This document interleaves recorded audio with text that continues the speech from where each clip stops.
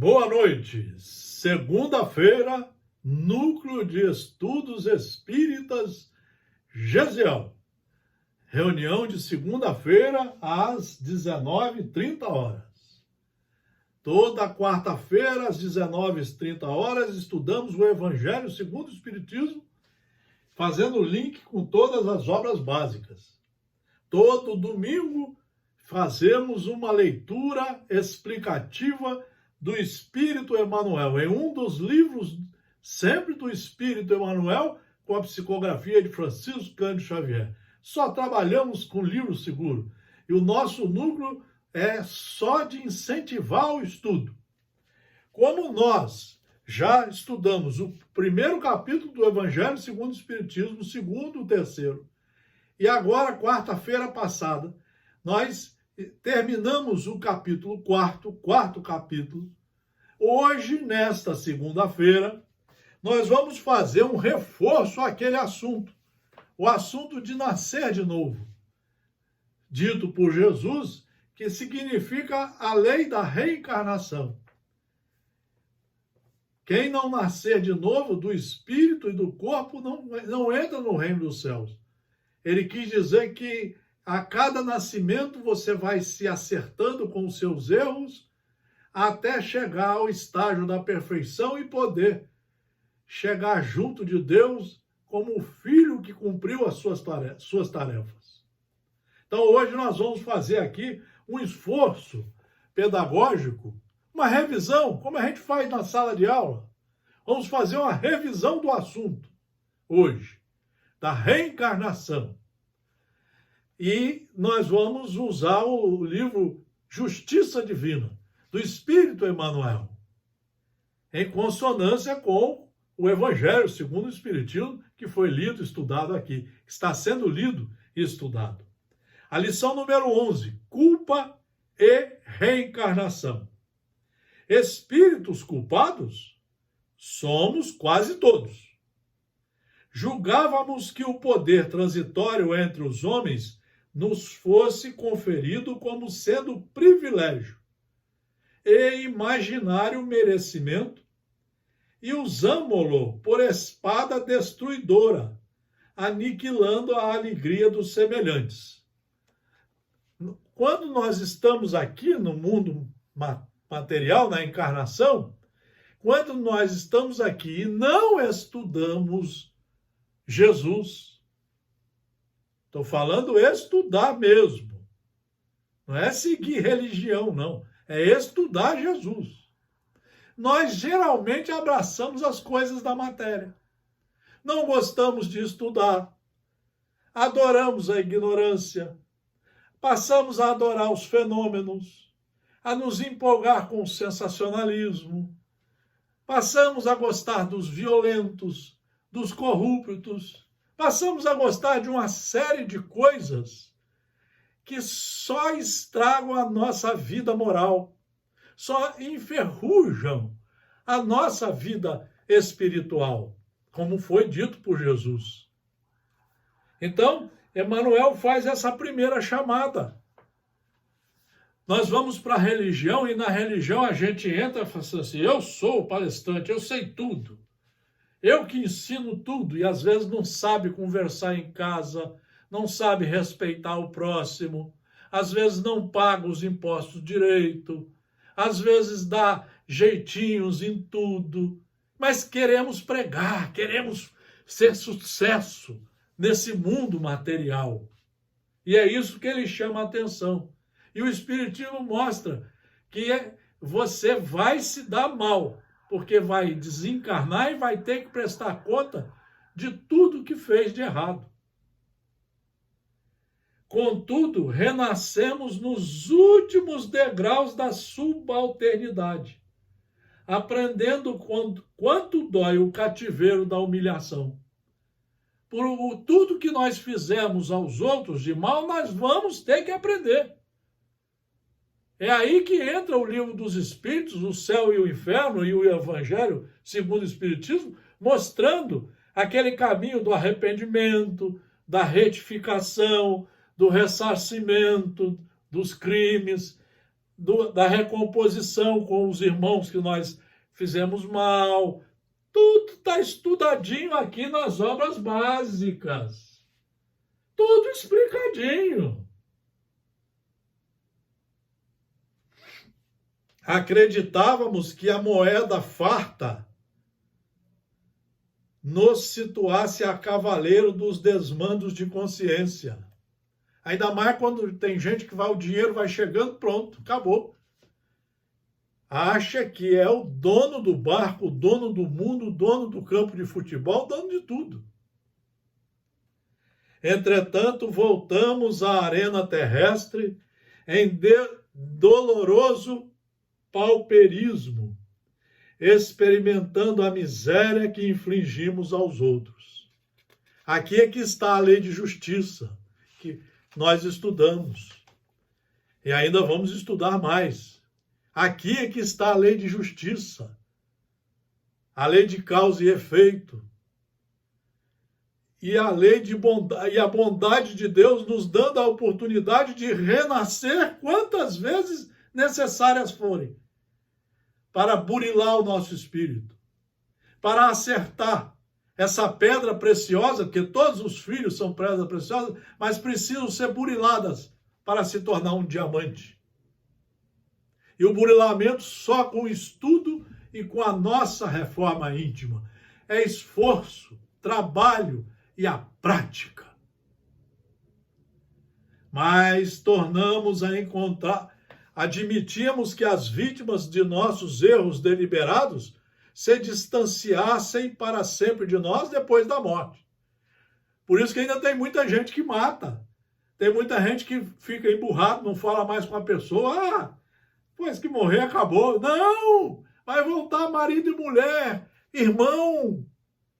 Vai voltar patrão e empregado.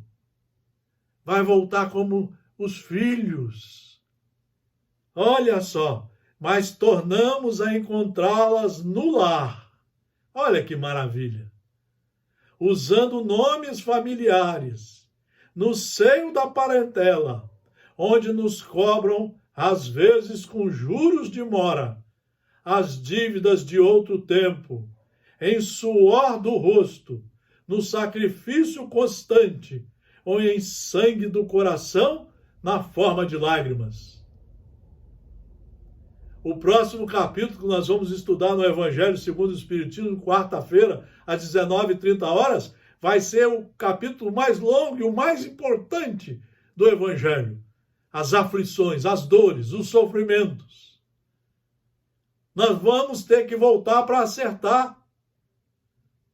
Supunhamos que os abusos do sexo nos constituíssem a razão de viver e corrompemos o coração das almas sensíveis e nobres, com as quais nos harmonizávamos, vampirando-lhes a existência. No entanto, regressamos ao mundo em corpos dilacerados ou deprimidos, exibindo as estranhas enfermidades ou as gravosas obsessões que criamos para nós mesmos. Quando estivemos aqui, não estudamos e abraçamos todo o materialismo. É bebida, é vinho, é cachaça, é cerveja, é cigarro, é farra, é muito lazer. Nunca estudar. E assim nós queremos levar a vida achando que somos os donos da raia. Espíritos culpados somos quase todos. A perfeita justiça, porém, nunca se expressa sem a perfeita misericórdia. E abre-nos a todos, sem exceção, o serviço do bem, que podemos abraçar na altura e na quantidade que desejarmos, como recurso infalível de resgate e reajuste, burilamento e ascensão. Atendamos às boas obras quanto nos seja possível. Cada migalha de bem que faças é luz contigo, clareando o que amas. E assim é porque, de conformidade com as leis divinas, o aperfeiçoamento do mundo depende do mundo, mas o aperfeiçoamento em nós mesmos depende de nós. E aqui, na próxima lição, 23, na luz da reencarnação. Vejam só, meus amigos e minhas amigas. Trazes hoje as vísceras doentes, compelindo-te aos aborrecimentos de incessante medicação? Muitos de nós, não é? Elas, porém, se fizeram assim, à força de suportarem ontem os teus próprios abusos nos venenos da mesa. Então, o que fizemos ontem, tomando vinho, cachaça, cerveja, fumando, fazendo a ociosidade, não estudando, ignorância, vamos ter que nos recompor novamente.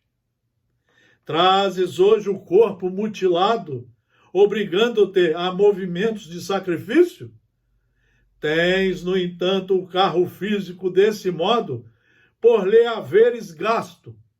Ontem, esse ou aquele recurso em corridas à delinquência. Trazes hoje o cérebro hebetado, dificultando-te as expressões, mas isso acontece porque ontem mergulhavas a própria cabeça em clima de trevas.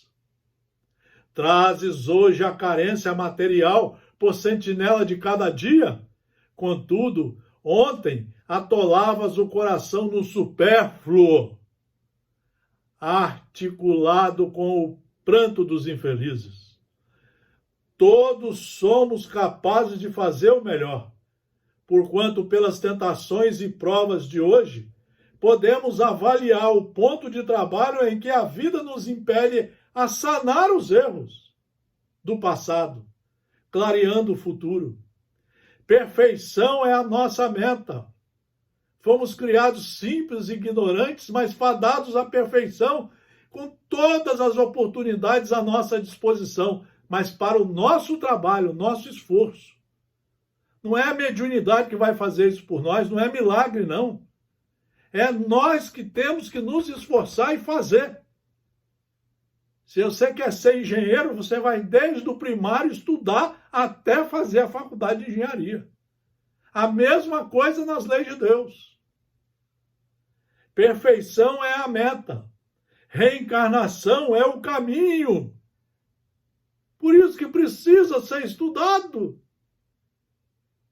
E toda falha na direção de obra perfeita exige naturalmente corrigenda e recomeço.